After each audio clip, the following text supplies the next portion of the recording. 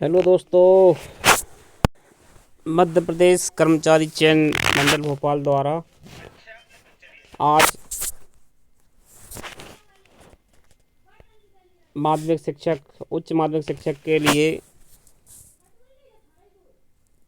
जो वैकेंसी है उसके लिए नोटिफिकेशन जारी कर दिया गया है और आप देखेंगे 12 जनवरी से फॉर्म भरे जाएंगे और अंतिम तिथि होगी 27 जनवरी।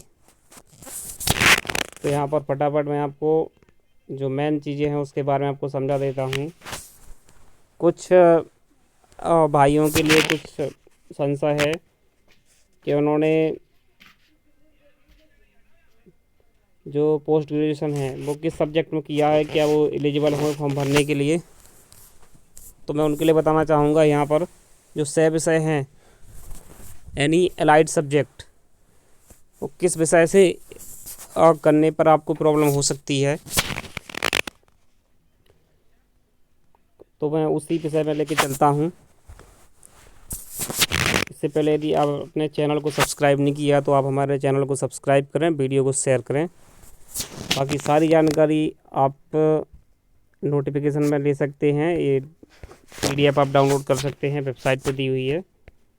मैं डायरेक्ट आपको लेके चलता हूँ विषय पर क्या संशय है।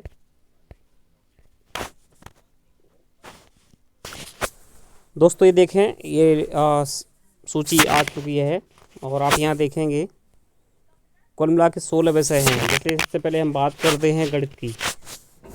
तो गणित में जो एलाइड सब्जेक्ट हैं यदि आपने इनसे कुछ किया है तो ही आपके स्नातक में आपका गणित होना अनिवार्य है। जैसे यदि व्यवहारिक गणित दिया है, अप्लाइड मैथमेटिक्स, स्टैटिक्स से यदि आपने किया है MSc, या कंप्यूटेशनल मैथमेटिक्स से किया है, इंडस्ट्रियल मैथमेटिक्स से किया है, इंजीनियरिंग मैथमेटिक्स से किया है, mathematical science, pure mathematics, operation research, यदि इनमें से ये आपके एलाइड सब्जेक्ट हैं, यदि इनमें से आपने कुछ अलग से किया है तो फिर आपके मुख्य जो है स्नातक में आपका एक गणित होना अनिवार्य है। और अदरवाइज आपने MSc डायरेक्ट किया है मैथमेटिक्स से तो फिर आपको कोई दिक्कत नहीं है। तो यहाँ पर आप इसी प्रकार रसायन के लिए हैं, जीव विज्ञान के लिए है। हम बात करते हैं डायरेक्ट आपको आर्ट वाले सब्जेक्ट के लिए बताते हैं, क्योंकि ये तो बहुत सारे सब्जेक्ट हैं जिसमें सबने किया है, कोई दिक्कत नहीं है। हम आपको ले चलते हैं आर्ट वाले सब्जेक्ट। अब यहाँ हम बात करते हैं हिंदी साहित्य की, हिंदी या हिंदी साहित्य की, ये तो मुख्य विषय हैं। लेकिन MA यदि आपने इनसे किया, जैसे भाषा विज्ञान से किया है, अनुवाद विज्ञान से किया है या संस्कृत से किया है,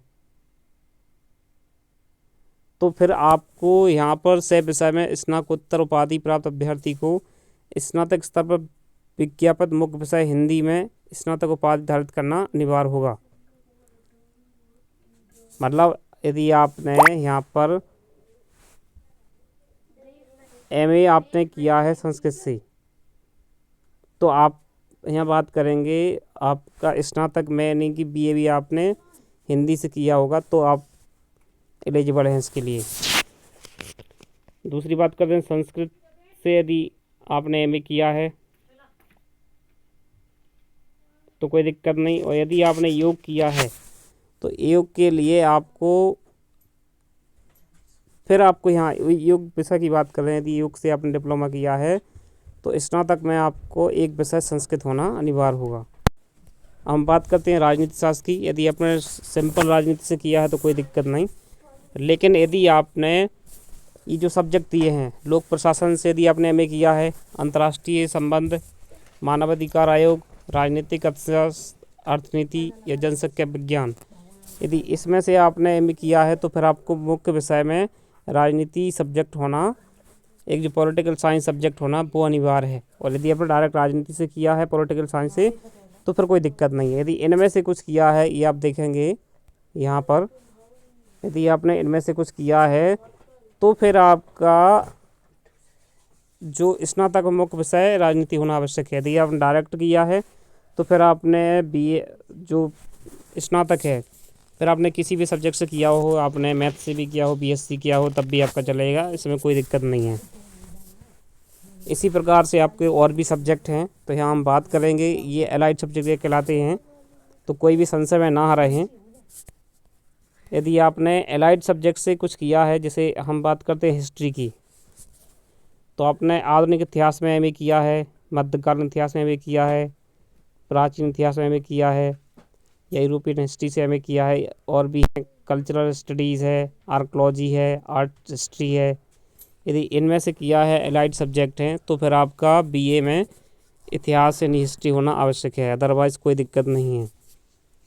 तो इस प्रकार ये आपके एलाइड सब्जेक्ट हैं जिनसे आपने